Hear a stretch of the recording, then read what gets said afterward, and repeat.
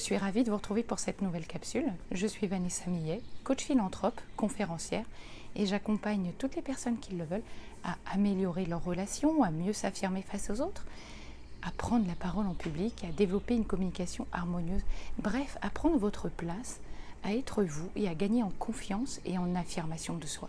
Alors si vous avez envie de vivre une formation ou un accompagnement avec moi, eh bien je vous invite à me retrouver. C'est possible également à distance depuis chez vous. Vous retrouverez toutes les informations sous la vidéo. Alors je continue dans mes petites lectures inspirantes de Amma. Tout est en vous. Vous verrez, c'est une véritable source d'inspiration. Je vous invite franchement, ce livre, peut-être à l'acheter. Vraiment, les enseignements, ils sont tout à fait intéressants. Alors, même chose, je reprends à chaque fois au hasard, on va voir. Hop, allez, je m'arrête. Quelqu'un m'avait dit, ce serait marrant si tu retombes 2 fois sur les mêmes pages. Sait-on jamais. Ah, alors là, je suis sur une page où il y a pas mal de choses en fait. Et mon regard, moi, il va plutôt s'arrêter, alors c'est jamais par hasard, sur fuir le feu de la colère. Même chose, qu'est-ce que ça vous inspire quand on parle de fuir le feu de la colère? Comment ça résonne en vous?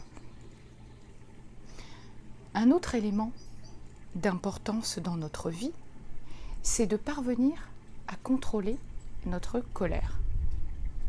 La colère est comme un couteau sans manche aiguisée aux 2 extrémités. Il blesse l'agresseur comme celui qui est agressé. Lorsque nous sommes en colère, il se produit une vraie tempête dans notre esprit. Il est si agité que nous ne trouvons la paix dans aucune position, assis, debout ou allongé. Notre tension augmente, ce qui ouvre la porte à la maladie. Dans le feu de la colère, nous n'avons pas conscience des changements qui se produisent en nous. Alors évidemment, la colère, ça fait vraiment partie des émotions qui nous traversent, que nous vivons. En soi, la colère, moi je dirais pas que c'est quelque chose de pas bien ou de bien. En tout cas, c'est une énergie. Pour moi, toutes les émotions sont des énergies en mouvement.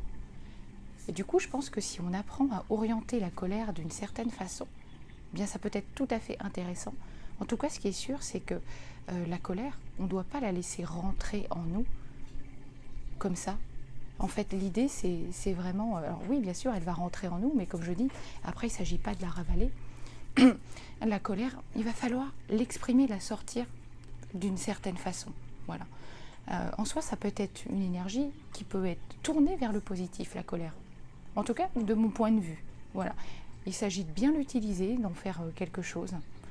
Et en tout cas, ça peut être un moteur aussi, la colère. Mais attention, si on l'a extériorisée et si on en fait une force, finalement. Je vous souhaite une très belle journée. Si vous avez aimé mon énergie, c'est le cas de le dire, eh bien, un pouce vers le haut. Abonnez-vous à ma chaîne. Et puis moi, je vous retrouve demain. À très vite.